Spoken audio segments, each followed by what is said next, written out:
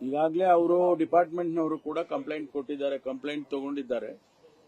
ಸಿಐಡಿನವರು ತನಿಖೆ ನಡೀತಾ ಇದೆ. 187 ಕೋಟಿ ರೂಪಾಯಿ ಯಾವ ರೀತಿ ಟ್ರಾನ್ಸ್ಫರ್ ಆಯಿತು, ಆಮೇಲೆ ಅದರಲ್ಲಿ ತೆಗ್ದಿರೋದು 94 ಕೋಟಿನೋ ಏನೋ ತೆಗ್ದಿದ್ದಾರೆ. 88 ಒಬ್ಬೊಬ್ಬರ ಫಿಗರ್ ಹೇಳ್ತಾರೆ. ಒಬ್ಬರು 84 ಅಂದ್ರು, ಈಗ ಬೆಳಿಗ್ಗೆ ಯಾರೋ 97 ಅಂದ್ರು. ಅದು ತನಿಖೆನಲ್ಲಿ ಗೊತ್ತಾಗುತ್ತೆ. ಆಗಲೇ ಕೇಸ್ ತಗೊಂಡಿದ್ದಾರೆ. ಕೇಸ್ ತಗೊಂಡು ಅದಕ್ಕೆಲ್ಲ ಏನು ತನಿಖೆ ಮಾಡಬೇಕು ಅದನ್ನೆಲ್ಲ ಮಾಡ್ತಾ ಇದ್ದಾರೆ. ಸತ್ಯಾಂಶ ಹೊರಗೆ ಬರುತ್ತೆ. ಬೇರೆ ಬೇರೆ ಐಟಿ ಕಂಪನಿಗಳಿಗೆ ಹಣ ವರ್ಗಾವಣೆ ಆಗಿದೆ ಅನ್ನುವಂಥದ್ದು ಮೇಲ್ನೋಟಕ್ಕೆ ಕಾಣ್ತದೆ. ಅದೆಲ್ಲ ಮೇಲ್ನೋಟಕ್ಕೆ 8-10 ಅಕೌಂಟ್ಸಿಗೆ ಹೋಗಿದೆ ಅಂತ ಹೇಳಿ ಮೇಲ್ನೋಟಕ್ಕೆ ಅಂತ ಹೇಳಿ ಹೇಳ್ತಿದ್ದಾರೆ. ಅದು ತನಿಖೆ ಆದ್ಮೇಲೆ ಗೊತ್ತಾಗುತ್ತೆ. ಸಚಿವರು ರಾಜೀನಾಮೆ ಆಗ್ರಹಿಸ್ತಾ ಇದ್ದಾರೆ ಬಿಜೆಪಿ. ತನಿಖೆ ಆಗೋ ತನಕ ತನಿಖೆ ಸತ್ಯಾಸತ್ಯ ಹೊರಗೆ ಬರುತ್ತೆ ಅಂತ ರಾಜೀನಾಮೆ ಕೊಡಿ ಅಂತ. ಇಲ್ಲ, ಅದು ಸರಿ, ಅವರು ಕೇಳ್ತಾನೆ ಇರ್ತಾರೆ. ಒಂದೊಂದು ಘಟನೆ ಆದಾಗ ಒಂದೊಂದು ರಾಜೀನಾಮೆ ಕೇಳ್ತಾರೆ. ತನಿಖೆ ಆಗಲಿ, ತನಿಖೆನಲ್ಲಿ ಅವರು ಮೌಖಿಕವಾಗಿ ಆದೇಶ ಕೊಟ್ಟಿದ್ದಾರೆ ಅಂತ ಹೇಳಿ ಹೇಳ್ತಿದ್ದಾರೆ. ಅದು ತನಿಖೆನಲ್ಲಿ ಗೊತ್ತಾಗುತ್ತೆ ಏನು ಆದೇಶ ಕೊಟ್ಟಿದ್ರು. ಒಂದು ವೇಳೆ ಕೊಟ್ಟಿದ್ರೆ ಯಾವ ರೀತಿ ಹಣ ಅವರ ನಾಲೆಡ್ಜ್ ಇಂದ ಹಣ ಹೋಗಿದ್ಯಾ ಅಥವಾ ಅವ್ರೇನಾದ್ರೂ ಸೂಚನೆ ಕೊಟ್ಟಿದ್ರೆ ಅದೆಲ್ಲ ನೋಡ್ತಾರೆ. ಸಚಿವರ ಮೌಖಿಕ ಸೂಚನೆ ಮೇರೆಗೆ ಅಂತ ಡೆತ್ ನೋಟ್ ಅಲ್ಲಿ ಬರೆದಿದ್ದಾರೆ. ಅದೇ ತನಿಖೆ ಆಗ್ಬೇಕಲ್ಲ. ಅವ್ರು ಬರ್ದಿರೋದು ನಿಜ, ಅವ್ರು ಬರ್ದಿದ್ದಾರೆ ಅಂತ ಹೇಳಿದ್ದಾರೆ. ಆದ್ರೆ ಈಗ ಅದು ತನಿಖೆ ಆಗೋವರೆಗೂ ಅದು ಪ್ರೂಫ್ ಆಗೋದಿಲ್ಲ. ಹಿಂದೆ ಸಂತೋಷ್ ಪಾಟೀಲ್ ವಿಚಾರದಲ್ಲಿ ಇದೇ ಪ್ರಶ್ನೆ ಇದ್ದಾಗ ತನಿಖೆ ಆಗೋ ತನಕ ಈಶ್ವರಪ್ಪನವರು ರಾಜೀನಾಮೆ ಕೊಡಿ ಅಂತ ತಾವು ಹೋರಾಟ ಮಾಡಿದ್ವಿ. ಈಗ ಅದೇ ನಿಮ್ಗೂ ನೇರವಾಗಿ ಅವ್ರ ಹೆಸರು ಹೇಳಿಲ್ಲಲ್ಲ. ಅಲ್ಲಿ ಹೇಳಿದ್ರು, ನೇರವಾಗಿ ಈಶ್ವರಪ್ಪನವ್ರ ಹೆಸರು ಹೇಳಿದ್ರು. ಇಲ್ಲಿ ನೇರವಾಗಿ ಹೆಸರು ಹೇಳಿಲ್ಲ. ಅದಕ್ಕೋಸ್ಕರ ಅದನ್ನ ತನಿಖೆಗೋಸ್ಕರ ಕಾಯ್ಬೇಕಾಗುತ್ತೆ.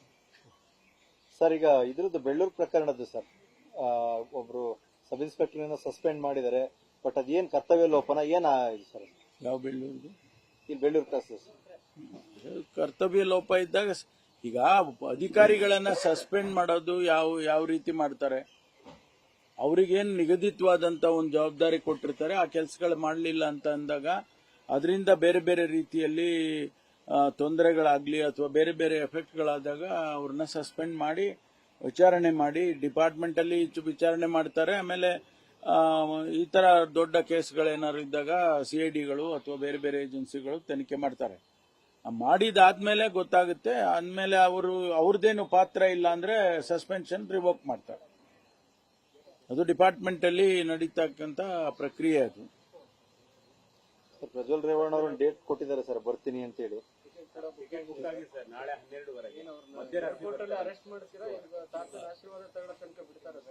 ಇಲ್ಲ, ಅವರು ಈಗಾಗಲೇ ಎಲ್ಲ ರೀತಿಯ ಕ್ರಮ ತಗೊಳ್ಳೇಬೇಕಲ್ಲ. ವಾರಂಟ್ ಇಶ್ಯೂ ಆಗಿರೋದ್ರಿಂದ ಅರೆಸ್ಟ್ ಮಾಡಲೇಬೇಕು. ಅವ್ರನ್ನ ಅರೆಸ್ಟ್ ಮಾಡ್ತಾರೆ. ಅವರು SITನವ್ರ ಕೆಲಸ ಅವ್ರಿಗೆ ಕಾಯ್ತಾ ಇದ್ದಾರೆ. ಅದಕ್ಕೋಸ್ಕರ ಅರೆಸ್ಟ್ ಮಾಡಿ ಅವರ ಹೇಳಿಕೆಗಳು ಮತ್ತೊಂದು ಅವರ ಪ್ರೋಸೆಸ್ ಸ್ಟಾರ್ಟ್ ಆಗುತ್ತೆ. ಅಲ್ಲೇ ಮಾಡಬೇಕು, ಯಾಕೆಂದ್ರೆ ವಾರಂಟ್ ಇಶ್ಯೂ ಆಗಿದೆ. ಅದರಿಂದ ಅರೆಸ್ಟ್ ಮಾಡಲೇಬೇಕು. ಸರ್, SIT ಇಂದ ಕಾಂಗ್ರೆಸ್ ಕಾರ್ಯಕರ್ತರು ಇಬ್ಬರನ್ನ ಹಾಸನದಲ್ಲಿ ಬಂಧನ ಮಾಡಿದ್ದಾರೆ ಸರ್, ಪೆನ್ಡ್ರೈವ್ ಪ್ರಕರಣದಲ್ಲಿ. ಇಲ್ಲಿ ಕಾಂಗ್ರೆಸ್, ಜನತಾದಳ, ಬಿಜೆಪಿ ಪ್ರಶ್ನೆಗಿನ್ನ ಹೆಚ್ಚಾಗಿ ಯಾರು ಈ ಪ್ರಕರಣದಲ್ಲಿ ಭಾಗಿಗಳಾಗಿದ್ದಾರೆ ಅಂತ ಹೇಳಿ ಅವರನ್ನ ಅರೆಸ್ಟ್ ಮಾಡ್ತಾರೆ. ಈಗಾಗಲೇ 11-12 ಜನ ಅರೆಸ್ಟ್ ಮಾಡಿದ್ದಾರೆ. ಯಾರ್ಯಾರಿಗೆ ತನಿಖೆಯಲ್ಲಿ ಕಂಡು ಬರ್ತಾರೆ ಇದರಲ್ಲಿ ಭಾಗಿಗಳಾಗಿದ್ದಾರೆ ಅಂತ ಹೇಳಿ ಅವ್ರನ್ನ ಅರೆಸ್ಟ್ ಮಾಡ್ತಾರೆ. ಅವ್ರ ಮೇಲೆ ಎನ್ಕ್ವೈರಿ ಮಾಡ್ತಾರೆ. ಸರ್, ಇದು ಪರಿಷತ್ ಆಯ್ಕೆ ವಿಚಾರವಾಗಿ ತಮ್ಮ ಅಭಿಪ್ರಾಯ ಕೂಡ ಸಂಗ್ರಹ ಏನಾರು ಆಯ್ತಾ ಸರ್? ನಿನ್ನೆ ಸಿಎಂ ಅವರು ಕೂಡ ಭೇಟಿ ಮಾಡಿದ್ರಿ. DK ಶಿವಕುಮಾರ್ ಅವರು ಹೇಳಿದ್ದಾರೆ ತಮ್ಮ ಸಲಹೆ. ನಾನೇನ್ ಹೇಳಿದ್ದು ಅಂದ್ರೆ ಹೇಳಿದ್ರೆ ಅದನ್ನ ಯಾರು ತಪ್ಪಾಗಿ ಅರ್ಥೈಸಬೇಕಾದ ಅಗತ್ಯ ಇಲ್ಲ. ಒಂದು ಪ್ರಕ್ರಿಯೆ ಇದೆ, ಎಲ್ಲರನ್ನು ಕನ್ಸಲ್ಟ್ ಮಾಡಿ ಅಂತ ಹೇಳುವಂತದ್ದು. ನಾನು ಅಧ್ಯಕ್ಷನಾಗಿ ಕೆಲಸ ಮಾಡಿದವನು ಕನ್ಸಲ್ಟ್ ಮಾಡಿ ಅಂತ ಹೇಳಿದ್ದೇನೆ. ಅದರಲ್ಲೇನು ತಪ್ಪು ಅಂತ ಹೇಳಿ ಯಾರು ಕೂಡ ಹೇಳಕ್ಕಾಗಲ್ಲ. ಕನ್ಸಲ್ಟ್ ಮಾಡಿದ್ರೆ ಏನಾಗುತ್ತೆ, ನಾವು ಹೇಳಿದ್ದೇ ಕೊಡಬೇಕು ಅಂತ ಯಾರು ಹೇಳಕ್ ಬರೋದಿಲ್ಲ. ಅದಕ್ಕೆ ಕ್ರೈಟೀರಿಯಾಗಳಿರುತ್ತೆ.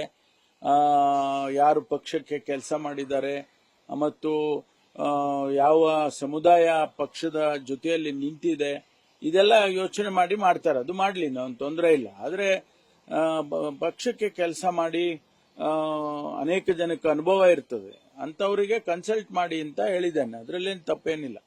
ತಾವು ಯಾರನ್ನೋ ಹೆಸರು ರೆಫರ್ ಮಾಡಿದ್ದಾರೆ. ಯಾರಿಗೆ? ಪರಿಷತ್ ಆಯ್ಕೆ ಕೇಳೇ ಇಲ್ಲ ಅಂತ ಹೇಳಿದ್ರೆ ರೆಫರ್ ಮಾಡೋದು. ಇಷ್ಟೆಲ್ಲ ಆದ್ಮೇಲೂ ಕೇಳಿಲ್ವಾ ಸರ್? ಕೇಳಿ ಇನ್ನು ಮುಖ್ಯಮಂತ್ರಿಗಳು ಕೂಡ ಭೇಟಿಯಾಗಿದ್ದಾರೆ ಸರ್. ಬೇರೆ ಬೇರೆ ನಮ್ದು ಬೇರೆ ಕೆಲಸ ಇದೆಯಲ್ಲ, ನಮ್ಮ ಇಲಾಖೆಯ ಕೆಲಸಗಳು ಸಾಕಷ್ಟು ಇದಾವೆ. ಮುಖ್ಯಮಂತ್ರಿಗಳ ಜೊತೆಯಲ್ಲಿ ದಿನನಿತ್ಯ ಮಾತಾಡಬೇಕಾಗ್ತದೆ. ತೀರ್ಮಾನಗಳನ್ನು ತಗೊಳ್ಳೋಕೆ ಮುಂಚೆ ನಾವು ಅವ್ರ ಜೊತೆ ಕನ್ಸಲ್ಟ್ ಮಾಡಿ ಮಾಡ್ತೀವಿ. 8 ವರ್ಷ ಅಧ್ಯಕ್ಷರಾಗಿದ್ರಿ ಸರ್. 2 ಬಾರಿ ಸರ್ಕಾರ ಅಧಿಕಾರಕ್ಕೆ ಬರುವಾಗಲೂ ನೀವೇ ಅಧ್ಯಕ್ಷರಿದ್ರಿ. ಇಷ್ಟಿರೋ ನಿಮ್ಮನ್ನ ಒಂದು ಮಾತು ಕೇಳಬೇಕು ಕರೆಕ್ಟಾಗಿ ಅನ್ನೋದು ಸಿಎಂ ಡಿಸಿಎಂ ತೋರಿಸ್ತಿಲ್ವಾ ಸರ್? ಗೊತ್ತಿಲ್ಲ ನನಗೆ, ನಾನು ಹೇಳೋದು ಹೇಳ್ಬಿಟ್ಟಿದ್ದೀನಿ. ಸಿಎಂ ಭೇಟಿ ಮಾಡಿದ್ರಿ ಸರ್, ಆ ಟೈಮಲ್ಲಿ ಅದ್ರ ಕೇಳ್ಬೇಕಲ್ವಾ ಸರ್? ಅಲ್ಲರಿ ನಾನು ಹೇಳಿದ್ನಲ್ಲ, ಈಗ ನಮ್ಮ ಇಲಾಖೆ ಕೆಲಸಗಳಿರ್ತವೆ, ಭೇಟಿ ಮಾಡ್ತಾ ಇರ್ತೀನಿ ದಿನ. ಈಗ ಹೊಸಬರಿಗೆ ಅವಕಾಶ ಕೊಡಿ, ರಿಪೀಟ್ ಮಾಡಬೇಡಿ ಅನ್ನುವಂತ ಒತ್ತಾಯಗಳಿವೆ ಕೆಲವರು. ನಾವು ಬಹಳ ಜನ ಈಗ ಅಲ್ಲಿರೋದು 7 ನಮ್ಮ ಪಕ್ಷಕ್ಕೆ ಬರ್ತಕ್ಕಂಥದ್ದು 7 ಸ್ಥಾನಗಳು. ಸುಮಾರು ನನಗೆ ಗೊತ್ತಿಲ್ಲ ಅಷ್ಟು ಅಪ್ಲಿಕೇಶನ್ ಬಂದಿದೆ ಅಂತ. ಪತ್ರಿಕೆಯಲ್ಲಿ ನೋಡಿದೆ ನಮ್ಮ ಅಧ್ಯಕ್ಷರು 300 ಏನೋ ಬಂದಿದೆ ಅಂತ ಹೇಳಿದ್ದಾರೆ. ಅವ್ರಿಗೂ ಕಷ್ಟ, ಸ್ಕ್ರೀನ್ ಮಾಡೋದು ಬಹಳ ಕಷ್ಟ.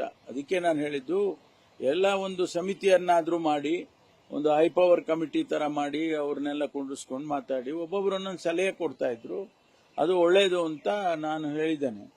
ಅದು ಬಹುಶಃ ಈಗ ಅದು ಕಾಲ ಮೀರಿ ಹೋಗಿದೆ ಅಂತ ಕಾಣಿಸುತ್ತೆ. ಯಾಕಂದ್ರೆ ಡೆಲ್ಲಿಗೆ ಒಂದ್ಸಾರಿ ಫ್ಲೈಟ್ ಹತ್ತಿದ ಮೇಲೆ ಅಲ್ಲಿಗೆ ಬೇರೆ ಬೇರೆ ತರ ನಡೆದು ಹೋಗುತ್ತೆ. ಆ ಥರ ಒಂದು ಹೈ ಪವರ್ ಕಮಿಟಿ ಬೇಕು ಅಂತ ಅನ್ಸುತ್ತೆ ಸರ್ ತಮಗೆ? ಈಗ ಆಗಲ್ಲ, ಅಲ್ಲ ಬೇರೆ ಮುಂದಕ್ಕೆ ನೋಡೋಣ, ಮುಂದಕ್ಕೆ ಸಲಹೆ ಕೊಡ್ತೀನಿ ನಾನು. ನೀವು ಹೈ ಪವರ್ ಕಮಿಟಿ ಅಧ್ಯಕ್ಷರಾಗಿ ಆ ಥರ ಏನಾದರೂ? Thank you. ನ್ಯೂಸ್ ಫಸ್ಟ್ ನಿರ್ಭೀತಿಯಿಂದ ನಿಮ್ಮ ಪರವಾಗಿ.